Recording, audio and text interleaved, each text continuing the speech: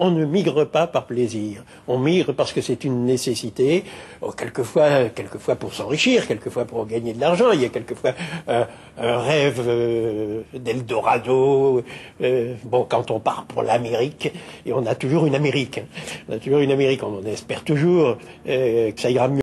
Mais on ne quitte pas son chez-soi facilement. Donc je ne pense pas que la migration en soi soit une erreur. Émile Temim, historien.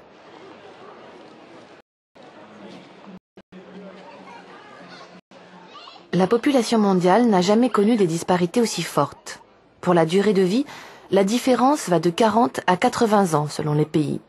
Pour l'alimentation, la différence va de situation de famine à la surnutrition. Ces disparités renforcent les mouvements de migration qui de tout temps ont existé. Gilles Pison, démographe d'histoire naturelle. Nous sommes tous des immigrés. Les 6 milliards d'hommes d'aujourd'hui descendent tous d'une même population ancêtre qui vivait il y a environ 100 000 ans dans cette région du monde, en Moyen-Orient et en Afrique de l'Est. Et c'est par des migrations de membres de cette population que s'est fait le peuplement de l'Europe, de l'Afrique, de l'Asie, de l'Océanie, et enfin par le détroit de l'Amérique du Nord. Alors plus récemment, au cours des 500 dernières années, l'humanité a connu de grands mouvements de migration. C'est d'abord le déplacement de 40 millions d'Européens qui ont quitté l'Europe pour peupler l'Amérique.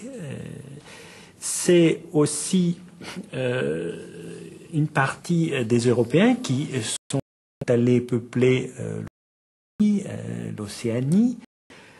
C'est aussi les 10 millions d'Africains qui ont été réduits en esclavage par les Européens et emmenés dans les Antilles et en Amérique du Nord et en Amérique du Sud. C'est aussi 10 millions d'Africains réduits en esclavage par les Arabes et qui ont été emmenés en Afrique de l'Est et du Nord. Alors les migrations, elles se poursuivent aujourd'hui avec différents mouvements. Il y a d'abord des mouvements du sud vers le nord. C'est notamment des personnes d'Amérique latine qui migrent vers les États-Unis en traversant le Rio Grande, cette frontière entre le Mexique et les États-Unis. C'est des Africains du nord ou au sud du Sahara qui migrent vers l'Europe en traversant la Méditerranée. D'autres mouvements se font d'est en ouest ou d'ouest en est. C'est notamment des Asiatiques venant d'Asie du Sud, d'Inde, de Pakistan, d'Asie du Sud-Est, comme les Philippines, péninsule indo-chinoise, et qui migrent soit dans les pays du Golfe Persique, soit en Europe. C'est des habitants d'Europe de l'Est ou centrale qui migrent en Europe de l'Ouest, ou venant de Turquie, qui migrent en Europe de l'Ouest.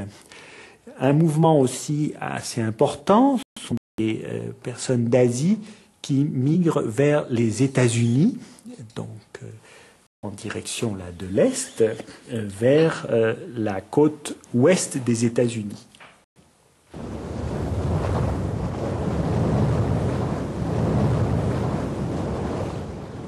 Entre le XVIIIe et le XIXe siècle, ce sont près de 40 millions d'Européens, poussés par la pauvreté, qui ont émigré vers les Amériques. De nos jours, le principal pays d'immigration reste les États-Unis, qui reçoivent 800 000 personnes en plus par an.